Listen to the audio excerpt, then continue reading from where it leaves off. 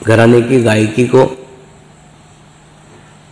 गाने वाला एखादा गायक जब अपने गाने की पद्धति को, गाने के घराने को, गाने के विशिष्ट गाने की पद्धति को संभालता है, संजोता है, वृद्धिगत करता है, बड़ा करता है और उसी के कारण उसको प्रसिद्धि प्राप्त होती है, तो उसको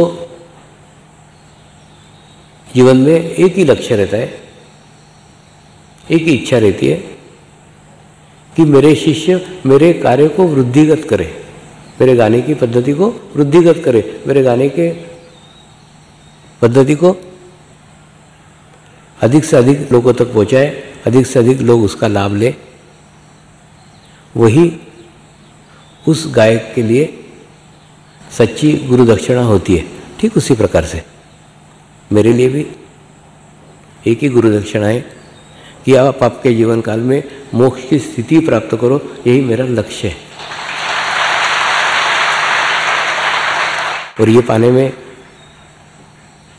अगर आप पाने का संकल्प भी करते हो, ये कोई क्षण में होने वाली घटना नहीं है, ये निरंतर साधना है।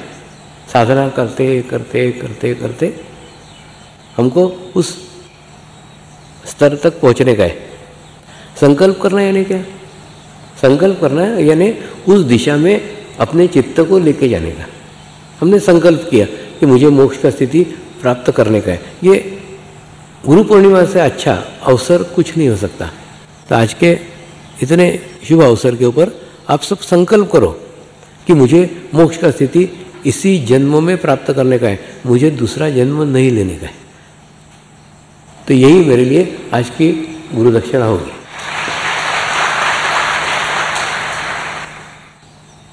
आप देखो ना, मैंने मेरे गुरुओं के लिए क्या किया?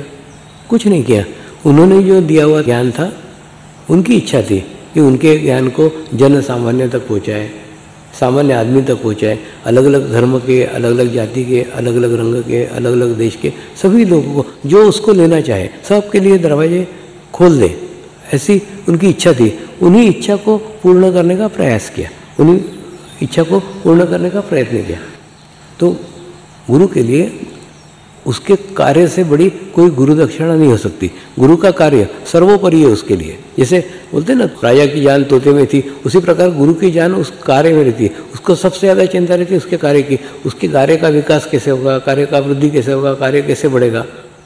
तो किसी भी गुरु को अगर गुरु दक्षिणा देने की है तो उसके कार्य का वृद्धिगत करने का, उस कार्य में योगदान देने का प्रयास करना चाहिए। वो प्रयास ही, वो प्रयत्न ही उस गुरु के लिए सच्चे अर्थों में गुरु दक्षिणा हो सकती है।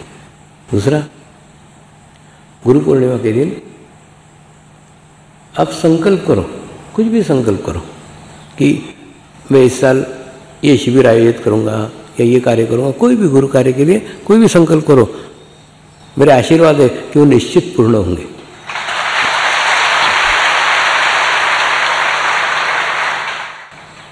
देखिए, संकल्प के लिए साधन की आवश्यकता नहीं है, संकल्प के लिए शक्ति की आवश्यकता नहीं है, संकल्प के लिए हैसियत की आवश्यकता नहीं है, संकल्प के लिए दृढ़ इच्छा शक्ति की आवश्यकता है। वो दृढ़ इच्छा शक्ति से आप करो। अब देखो चमत्कार होगा, कहाँ से अरेंजमेंट होगा, कहाँ से होगा मेरे को नहीं मालूम, लेकिन आपका संकल्प पूर्ण होगा। तो कोई भी शिविर का आयोजन का संकल्प कर सकते हो, कोई भी संकल्प कर सकते हो। जो भी संकल्प करो वो आज का दिन बहुत अच्छा है। तो आज जब पूजा में शामिल हो तो पूजा के समय केवल उस पूजा से शामिल मत हो, शरीर से शामिल मत हो। पूजा एक निमित्त है, वास्तव में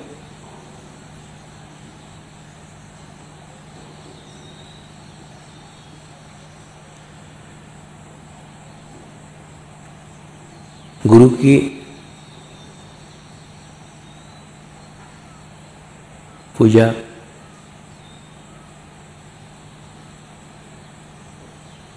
वास्तव में निमित्त है। आज हम अपने ही भीतर, अपने ही अंदर बैठे हुए आत्मा रूपी गुरु की पूजा कर रहे हैं। उस पूजा के बहाने उसके करीब जा रहे हैं, उसका एहसास कर रहे हैं, उसके सानिध्य का लाभ ले रहे हैं। और हम हमारे भीतर के गुरु की पूजा करके हमारे आत्मा को गुरु बनाने का प्रयास कर रहे हैं। और उसके पूजन के निमित्त से हम उस आत्मा को अपनी कृतज्ञता व्यक्त कर रहे हैं कि उसने हमें कठिन से कठिन समय पे भी सही से सही मार्गदर्शन दिया है।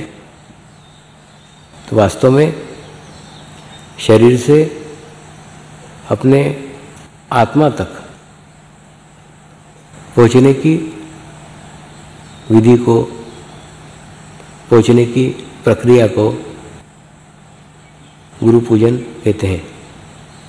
तो मैं इच्छा करता हूँ कि गुरु पूजन में आप सभी आपकी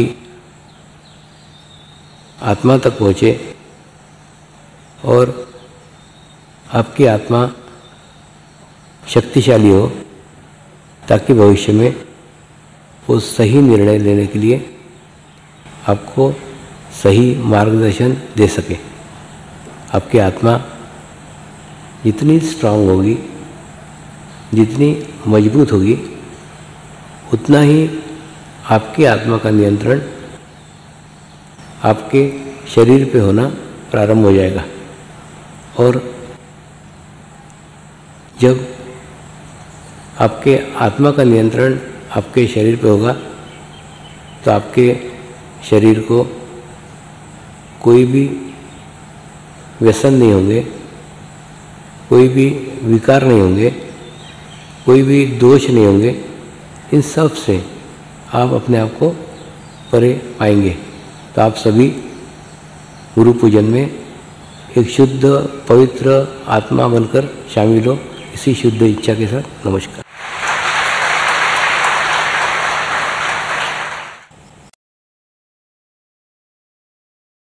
Thanks for watching.